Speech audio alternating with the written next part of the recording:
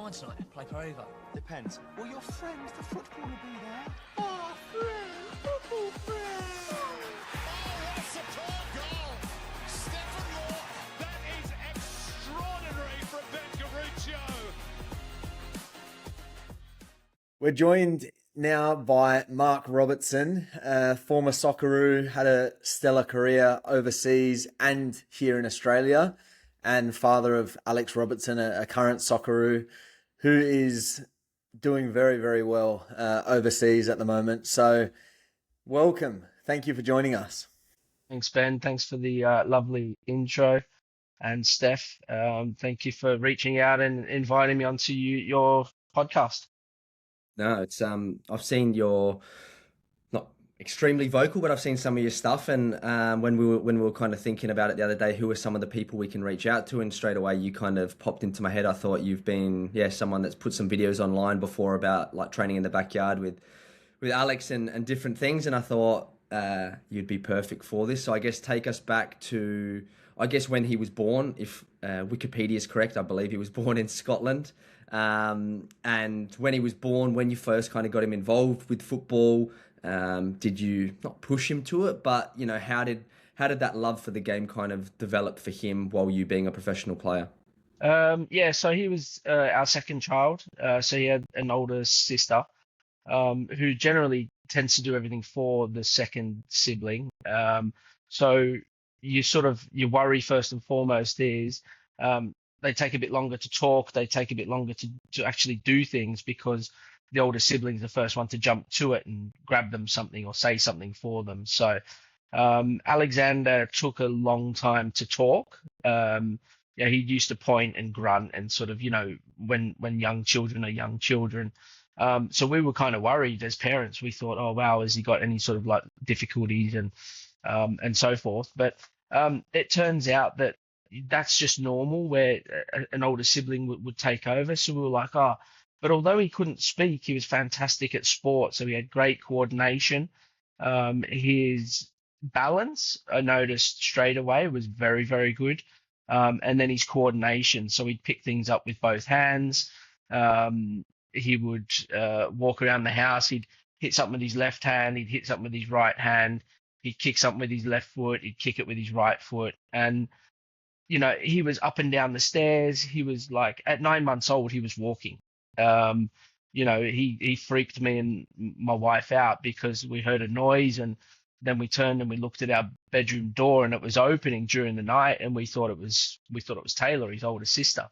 But there was a little figure standing there, and it was Alexander at 9 months old, and we thought, how on earth has he got out of his cot? Put him back in his cot and then left the door half ajar to watch him. And he climbed up like the spars, like a little monkey, and flipped himself over and come running through. So at 9 months old, it's kind of freaky because I've obviously got nieces and nephews now, and none of them are walking at 9 months old.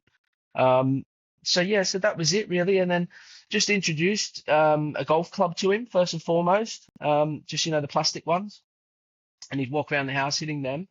And then introduced the ball to him, and sort of like I just left things around the house. He was never into drawing or like reading or anything like that as a younger kid. It was always activities. So he's a very active child, a bit like myself. Whereas my daughter would be a reader or a drawer, or she would be very, very calm, whereas he was very hyperactive. And then I noticed like he was hitting the ball like with a golf club, like great timing. And so I was like, looked at my wife. I was like, wow, like how can you do that at such a young age? And it was like he was 12 months old, probably just 12, and every ball was getting hit. And I was like, wow. So I just kept introducing like different, activities for him and different little challenges. And he still couldn't speak, by the way. He still couldn't speak till he was like, I'm going to say like 3 or 4 years old. Like, really? Yeah. It turned out that he had grommets. They were talking about putting grommets in his ear. It's like, it's called glue ear. You can't really hear properly, and then your speech is a little bit. And so this kid was like, not a mute, but he was like, he was struggling to communicate, and his sister would do it for him. But man, he was on point with all of these activities. And I was like, so I was rolling him the ball, and you would clip it and it'd come back up to your hands. So I was like, it was like a soft ball, and each time it would come back up to my hands, and then it got to the stage, I reckon, at about two, he would have been two. I just dropped the ball and it would bounce towards him, and he'd half volley it straight back up to my hands. And I was like, that's not normal, you know? So then I kept going with it, and I was like, this guy's a freak, you know?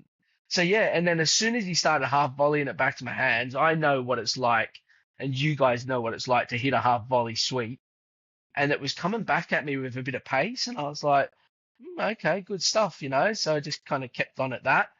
And then that was his sort of childhood in that sort of like, I'd say 9 months to 4 years old. That was just me being a father, and I was always obsessed with sport, right? I could play any sport. I'm not saying I'm great at it, but yeah, any sport in Australia I used to play, and I can still play now: tennis, paddle, pickle, all that sort of stuff. So I just wanted to introduce him to be an active kid, and you know, along the way, I was fortunate enough to start my own football academy, and he just transitioned into that at 5 years old. And he was 24/7 at my football academy. I had like, we were coaching 100,000 kids a year. We were sort of doing a lot of elite programs, a lot of development programs, a lot of grassroots programs. He joined in all of them. So that kind of gives you the idea that he didn't drift towards any other sport. And because as a byproduct of me having my own football academy, he attended every session. Like his mum would have to drag him home, and I had session after session each afternoon. He'd stay and continue to, whether it be grassroots, the girls, the boys, the older ones, the younger ones, he'd stay and he'd be involved in all of it. Yeah, that's pretty crazy. It's definitely it's funny, we've both just gotten into golf. Ben's probably about a year ahead of me. I've only just started the last few months, Yeah. but that's the one sport we didn't play as a kid, and we're like, fuck, I wish our parents got us into it because it's so hard to pick it up now. But I'm sure Alexander is, I don't know if he plays yet, Does but he if still play? Yeah. he'll love you for that. You know, the crazy thing is, right, fellas, I bought him like a little set, and he stopped at 4 years old, picked it up at 16 years old again, and he's off And he- about 8 at the moment. Yeah. Crazy. Yeah, that Like- technique of it's so well, like you know, tennis, paddle, cricket, even in Australia, even baseball, like it's so similar that if you're technically good in hand-eye coordination, you can do it. Where golf's just so different to that. Yeah. So it's unbelievable, and I think I've got my sons too now. I've just got him kind of into golf now, so he'll be all right if he wants to do any sports. I'm the same. I don't know what else to do with him besides playing sports. So if it's hitting the golf ball, if it's kicking a ball, if it's throwing it, that's what I enjoy doing. So I have fun with him. Yeah. But it's So are definitely you one of those starting out things. for him to be active, or are you starting out for him to be a skilled, competent, social, potentially elite sportsman? That's a good question, right? In a dream world, I would love for him to obviously be a professional athlete because I love sport. So I think what better way to bond with him, because I love sport. Like I'll wake up at ridiculous times to watch Arsenal as a fan. I just love all sports. But it's more around the physical. I want him to do team sports. I want him to be physically active. And I know how much kind of sport helps you with the mental side of everything. You have setbacks. You make the state team, you don't make it. You get dropped from a team, you miss a chance, you got to go back up. So it's more around that side of it. And if he's good, then great. I'll obviously do what I can to help him. But it's more around, I just think learning with sport is just a great way to kind of prepare him for life. Yeah.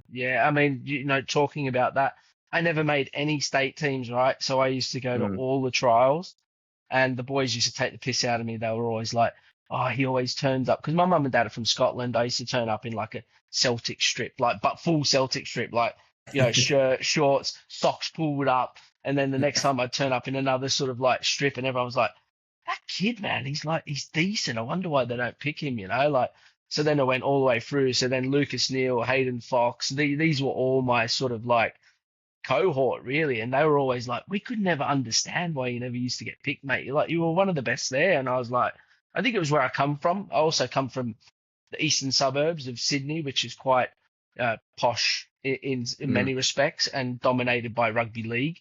So there was only ever like me, I think now Nick Rizzo, Maslawongo.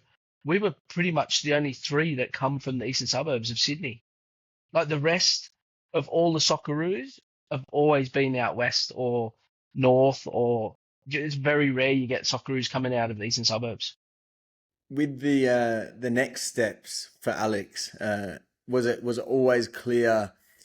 We've kind of spoken to a few others, and was it always clear that technically was he always head and shoulders above the rest in that respect? Obviously, you said from a young age he had such good balance, and I think that's a lot of it when you're at that young age, because tactics don't matter. It's normally the ones that are naturally good at the sport that often look like the best player. Was he always one of them? Yeah, and it also becomes a little bit embarrassing in some respects because, he might not pass the ball at the right time and he might want to dribble two, three players, or he might go score 12 goals in a game. And I was like, oh, geez, like you could feel the daggers from the parents as if to say, like, we've just won 12-0 and he scored 12, or could he not have passed it to someone else? And it's very, very fine margins, guys. Yeah. When your kid's doing well, you want to be like, oh, my kid's doing well.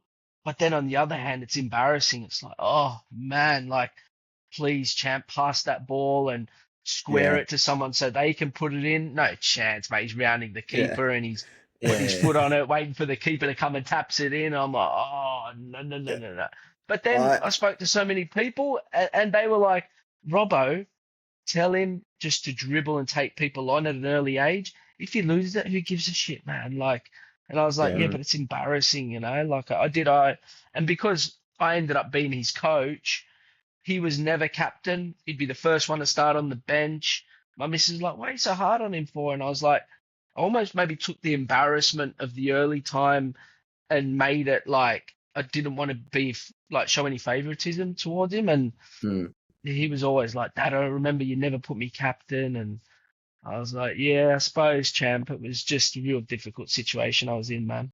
Yeah, so obviously it seems a little bit different to the other two conversations. Like everybody's pathway is different, and kids develop at a different rate, right? So it seems like Alex was really, really good. Like obviously I didn't see him as a kid, but if he's scoring all 12 goals and you're saying this, you can tell. Did you then think I need to kind of coach him in a different way so that embarrassment doesn't come up? Did you tell him stop dribbling with the ball and pass it more, or did you in the end just let him go and let him be free? After speaking to so many people, it was really the emotional side of things that I should never have let that get in the way. I know many other coaches that, no disrespect, they would have been like, yeah, go on, Harry, mate, you keep going, take the piss, mate, and real egotistical. That's not my style. I was always a bit sort of reserved in that respect. I don't know why. But I think I had a go at him a few times, but more so for, how can I say this? Like, not because he didn't involve others, because he kind of grew out of it himself anyway.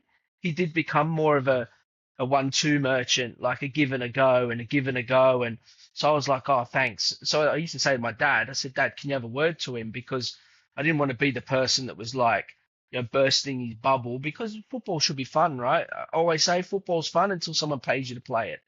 Then that goes out the window.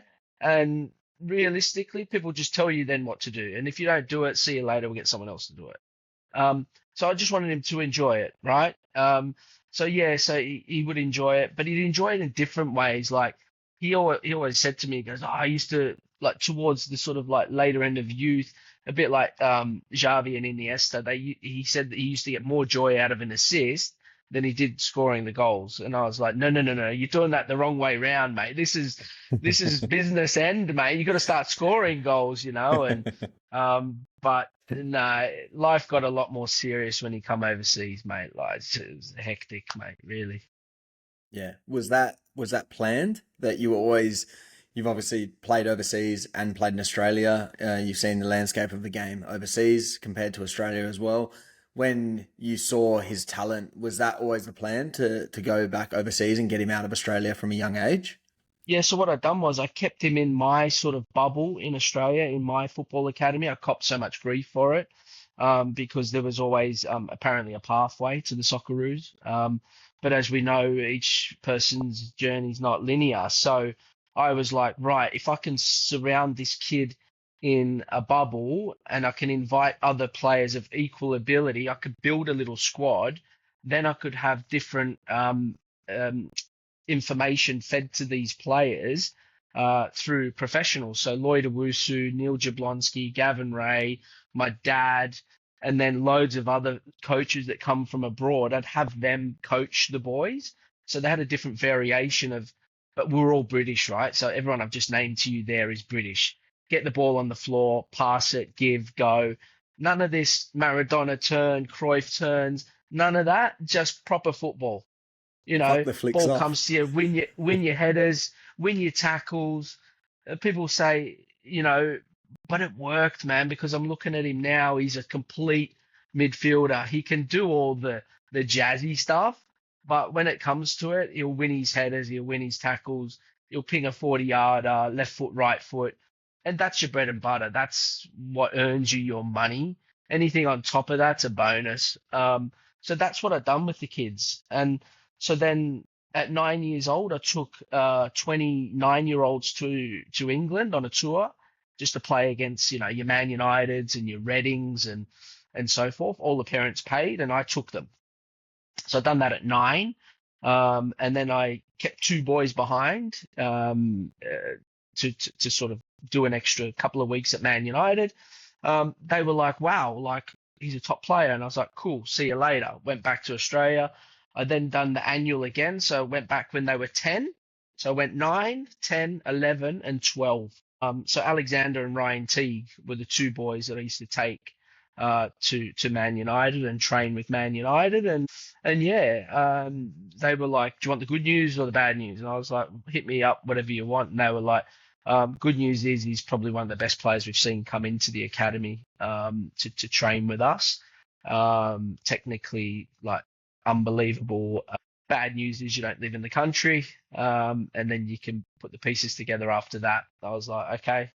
I spoke to my missus and I went, well, got a basic choice to make now. He's doing well in Australia. He's 12 years old. He's just started high school, so he went to Westfield Sports High in Australia for 4 months, and I think he's still got all his pens and pencils and stuff in the locker at that school, because he only come here for 2 weeks, and then it's 11 years this year. 11 years later, we're still here.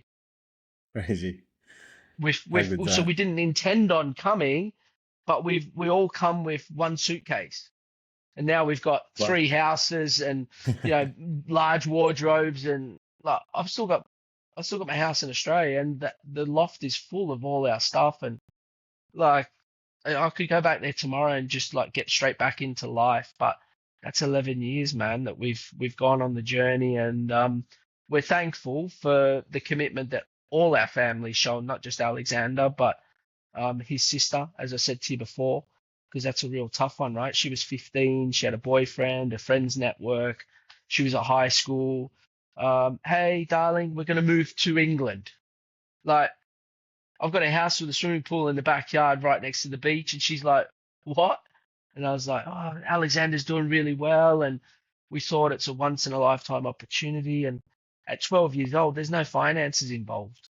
So why are you going? You're going off a dream. So that's why I support so many young men's dreams at the moment, because you can turn them into reality like easily. But the moment you surround yourself with like people that want to burst that bubble and squash your dream, you got no chance. You really don't. So everything in life for me is positivity, Yeah, it's obviously it's hard to, like, for me, I'm just trying to think what would I do if I was in a similar position, especially if you've got an older kid. And I think like that the hardest thing, I'm sure, for you, because you were actually in the game as well, and if you know that Man United are saying this to you, you're thinking, oh, you can't, even if you've got the best kids in Australia, you can't give him what obviously Man United can with the talent of the players, with the pathways and everything like that. So you would always probably look back in, 10, 20 years time if he didn't make it and think, fuck, should I have taken him over there and just given him a chance? You can always move back to Australia and It seems like you've made obviously the right decision. So once you made the move there, how, I guess, give kind of the listeners a little bit more of an insight into how does it work with the academy setup then and your involvement? Are you allowed to go and watch the training sessions? Do they make parents stay away? And then as he went from 12, 13, 14, all the way kind of through to, and then he moved to Manchester City at 17, 18 and left. How did that work? Because I'm sure it would have been hard for you as a parent to kind of give up the work that you've done with him. Yeah, it was, mate, really, really hard. So 12 to 14, he was at Manchester United. There were some sessions that you could watch, then there was other sessions that they take them, further down the back where you can't watch. I know a few parents that used to slyly go through like the trees and stuff like that, and try and watch these sessions because everyone's super obsessed, right, about their kid.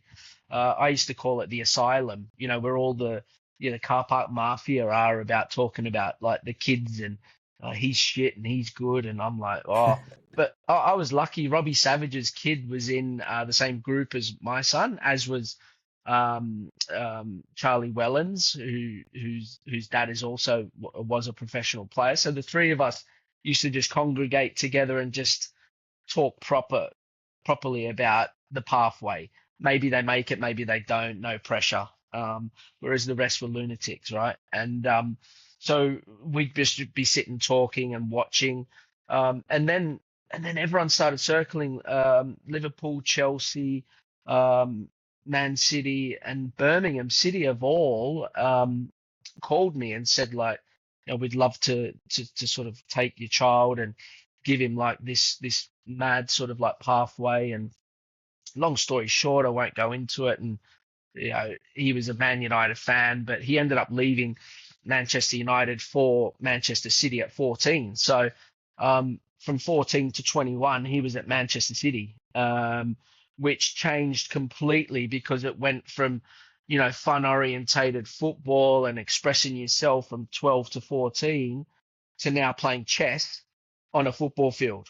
Like Pep Guardiola had this system that brought down into the youth is, he was profiled as a number 8, and you're not going to play anything else but a number 8. And if you do well enough as a number 8, yeah, you'll play in the first team. But if not, you'll end up leaving and we'll get someone else in.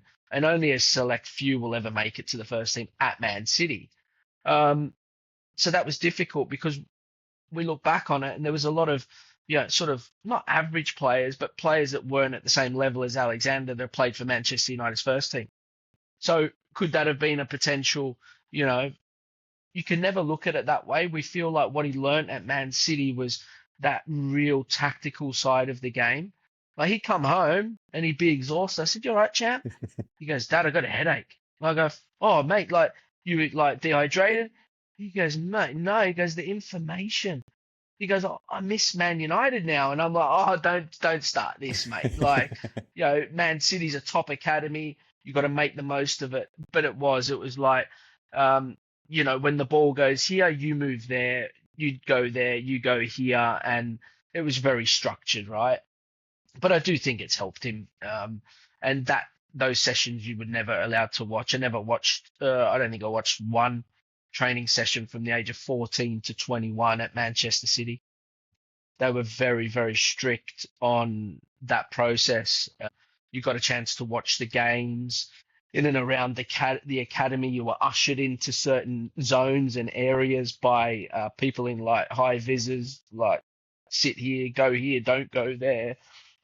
Leave your child here. We'll look after them. We'll take them, which was okay for me because my daughter was a gymnast. I never watched any of her training sessions. We were in a gym where there was like a nice big like viewing gallery. They put like black tape and blacked out the window so you couldn't watch. So parents couldn't watch. So I'd sort of been through that with my daughter. So as much as I wanted to watch Alexander train and then you ask him at the end, how was training? Yeah, good. And I'm like, I want to help him more. Can you elaborate? How was good, And were you good? Were they good? And then, as time goes by, if I had my time again, I probably wouldn't be on him so much to try and he's chasing his dream, right? And I'm trying to get him there. maybe I wouldn't sort of be like, how was it? How was this? You should do this, you should do that. And he's a far better technical player than I was. But he doesn't have the robustness that I had, or the toughness that I had. Maybe I'd been through a different journey, so I was a bit tougher in that respect. But yeah, he's definitely a technically very good player. Do you know what I mean? Yeah. Do you feel like that's also partly just the way the world has gone, that the old school was the old school, and that most young kids these days are not maybe built in the same way that a lot of the old time were? I feel like for me and Steph, I feel like we've kind of seen it pretty clearly in when we first came in and what football was like and what a dressing room was like and how scary it was, to now being on the other side as a senior kind of player. And I feel like, just in my time, in my playing career, and Steph as well, it's changed so much. Yeah, definitely. But let's get this right. We're posh. Us three on here, we're posh, because you come to England and the kids that are coming from the council estates, they're still mongrels, mate. Yeah. You turn your back and they'll be on you, mate. And their real hunger and desire to win the ball back and drive. And Cole Palmer, prime example. Like, he played with Alexander all these years. Cole would be the first one to take the ball out of your hand, do things. You have a pop at him, or he'd have a pop at you, and it would turn into a full scale, like, I'm doing what I want. And he's been brought up in a completely different environment to us, mate. In Australia, we are so posh, and that's the only way I can put it. When you come here, and I said to Alexander, you got to work out why you're getting out of your bed tomorrow. Is it for money? Cool, that's fine. Is it to win trophies? That's cool. Is it for fame? That's cool. Is it to be the best you can be? That's cool. Because the kids from South America that come to Man City, and the kid from Spain, and the kid that comes out of like some of the worst council estates in the UK, they're getting up out of bed for a reason, mate. They are desperate to be footballers. You're just a posh kid from the eastern suburbs. You need to learn, even if it's putting on a front to say that you're tough and resilient, and you have the capabilities to give a bit and receive a bit.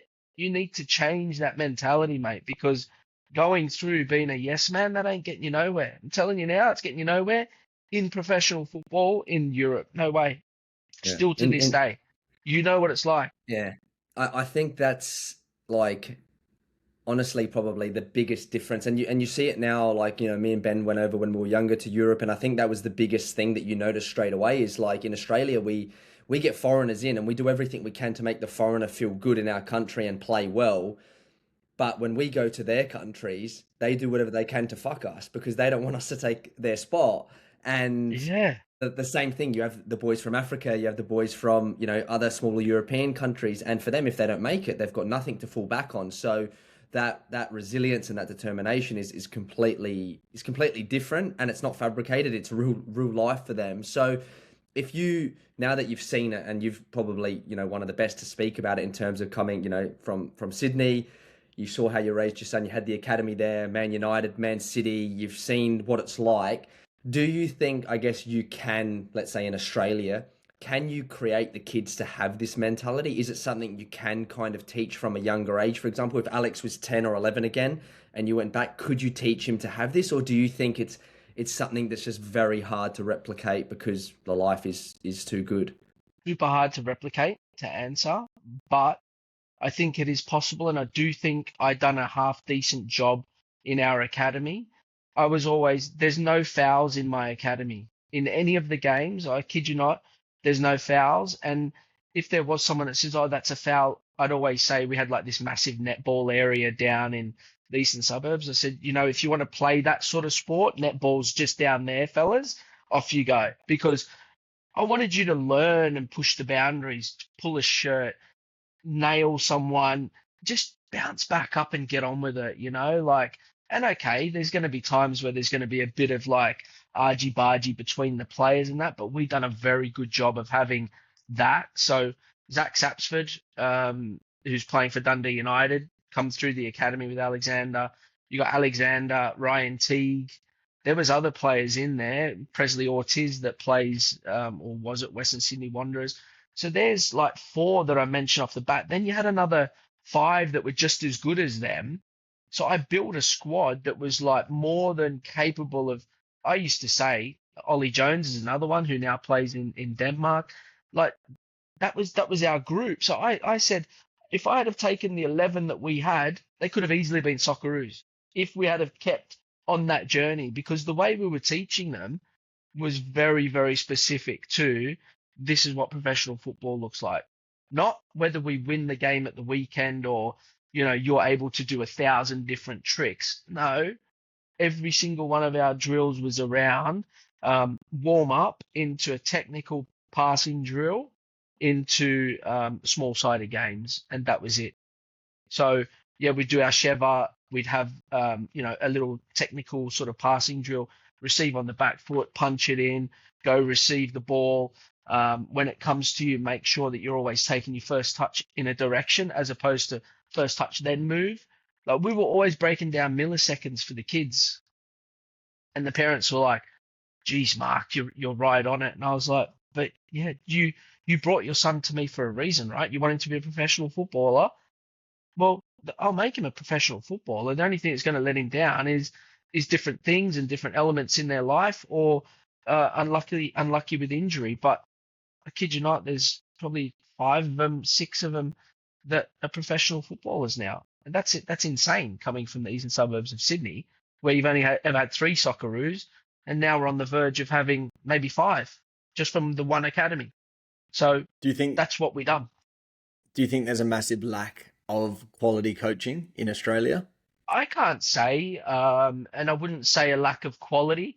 I'd say there's a lack of intelligence to what it does take, because define what it takes in Australia to become a professional footballer. You make it to the A-League, right? Which, don't get me wrong, that's a tough thing to do, and you both can concur with that.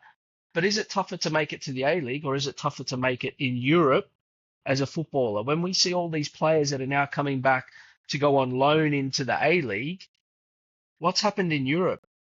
It's very difficult. And you guys know that yourself. It's a completely different. I done it. I played at Burnley and I had to go back on loan to Wollongong Wolves. So I've done that because it was so difficult in Europe at that time for me. And I just don't think coaches in Australia understand that, because they've never lived it. They're only competing now against what they know.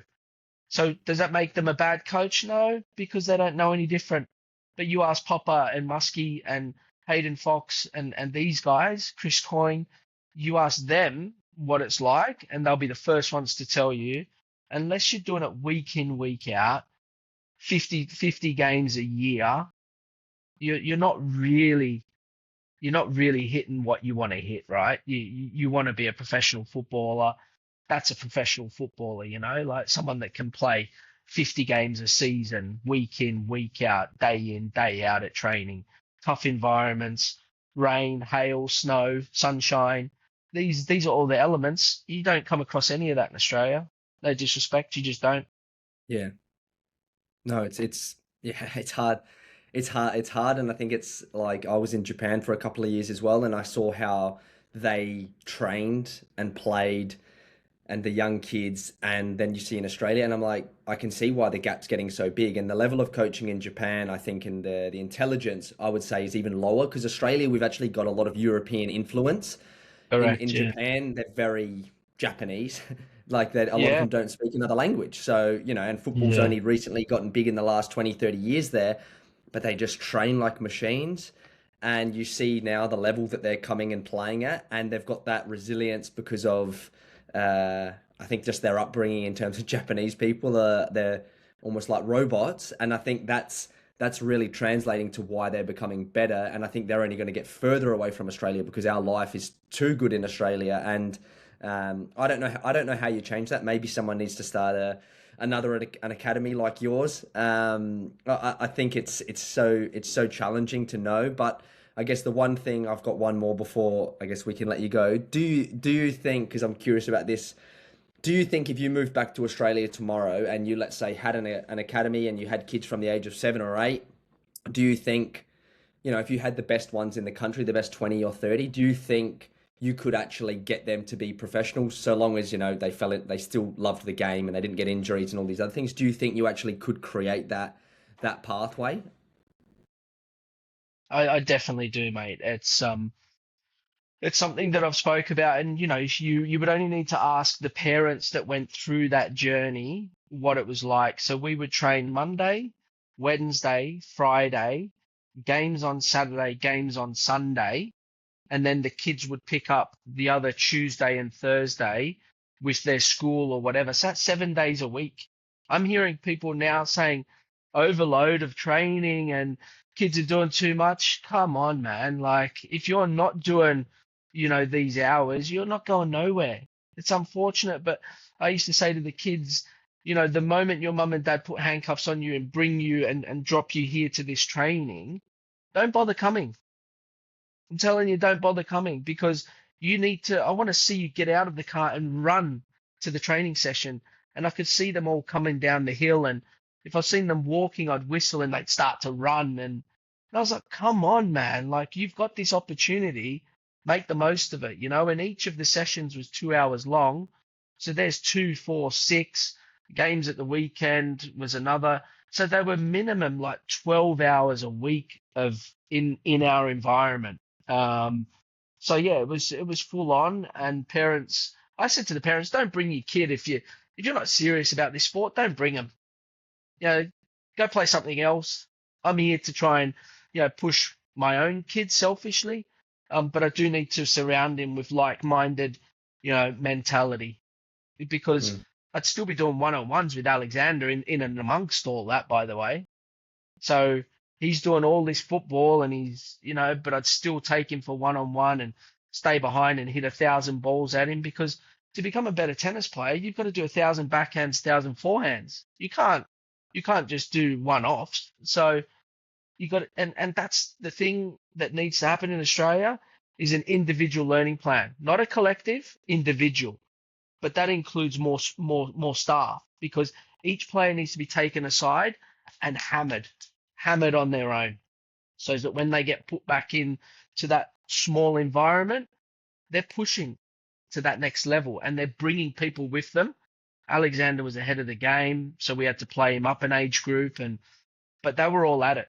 I kid you not, I reckon there would have been 11 Socceroos if I had have stayed after the age of 12 and taken these boys. I could have easily taken them to top levels. Just the last one from me. Were you ever at any point fearful of pushing too hard? Because obviously you know what it takes, and I hear you speaking. You're obviously just so passionate and you want the best. It clearly comes from a great place.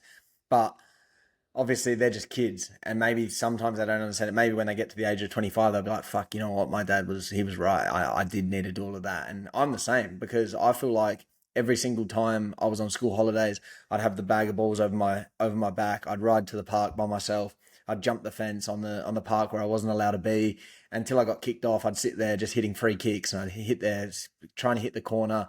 But I did all that because I wanted to, and thank God that I did. And I still wish that I did more, because sometimes I got to hit a free kick and I go, fucking 30 years old and I still can't do it. So imagine how much more you would actually need to be at that very, very top level. But was there ever that little bit of fear in you that maybe I am pushing too hard?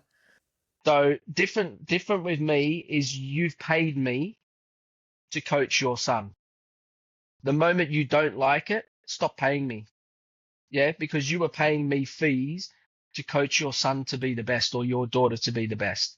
Now I've got a duty of care to push the boundaries, because it's like, if you buy a television, if it doesn't work, you got the receipt, you take it back, you get your money back. So I used to say to the parents, if I'm not working and not doing my job, or any of my staff, I'll give you your money back. But in order for me to do that, I need to push the boundaries. And if you like it, cool. If you don't, it's not for you. Do you know what I mean? And that's the mentality that I had, and it was for everyone, by the way. They couldn't get enough of it, until such times as, these other academies, and I won't mention any names, but your A-League clubs started infiltrating and saying, hey, unless you leave Mark's academy and join us, then you're not really on the pathway to the Socceroos. And Come on, man. What's the pathway to the Socceroos? Pathway to the Socceroos. I could train you in the backyard until you're 18, 19, 20, and you'll still play for the Socceroos. What? Because you went through state levels, and it's garbage, man. You'll make it if you want to make it. It's pretty simple. Yeah, completely. No, I agree. Completely agree. I think, it's been a top chat. We really appreciate your time, and good luck for Alex in the rest of his career. I'm sure, obviously he's not at Manchester City right now, but you're talking about the Socceroos pathway. What's to say he doesn't end up back there one day, because not every pathway is the exact same, or he takes a different route, and every player's got to go on that journey, and it's very, very difficult, as as Ben knows. But the joy and the happiness that comes from, I think, succeeding when you've actually not even had setbacks but had tough times makes those wins so enjoyable. So we wish him all the best, and maybe we need to get you back to Australia to develop the next crop. One day I probably will. You're not sick of the cold weather? Yeah, but football's so prevalent here. It's in your face. I've done a lot of scouting, so I've done a lot of talent identification across Europe, across the world. So I've done some really exciting things in my life, and I wouldn't have had that opportunity. To be honest, when we left Australia, my coaching journey was going towards A-League and maybe like the younger sort of, Ollie Roos or young Socceroos pathway to be a coach. But yeah, it changed direction, and who knows, I might end up back there. I'm just trying to be the best I can and help other people at this moment in time. Adrian Segicic at Portsmouth's another one that I really closely work with and mentor him. And there'll be more down the track that people will turn around and say, oh, he's actually had an influence on that, because I just keep it real. I don't blow smoke up anyone's sort of like alleyway. I just tell them as it is. And it's not in a harsh way, and I'm not being arrogant about it, but it's reality.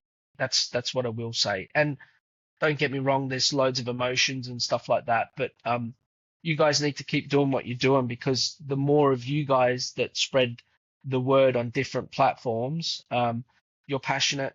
You got Orlando's coming through as well, so you got loads of stuff ahead of you that you can really make a difference. And hey, none of us get paid to pass on our knowledge or our experience, but there's no greater thing in the world than passing that on and seeing it come to fruition in someone else's career. No, well said. Thanks very much. Thanks very much for your time, Mark. It was a pleasure chatting with you. Easy. I look forward to following your journey, guys, and good luck with the rest of the season, right? Yeah, Thank you very much. Thank you. Make sure you bang a few free kicks, and then I can say I might have had an influence. Yeah.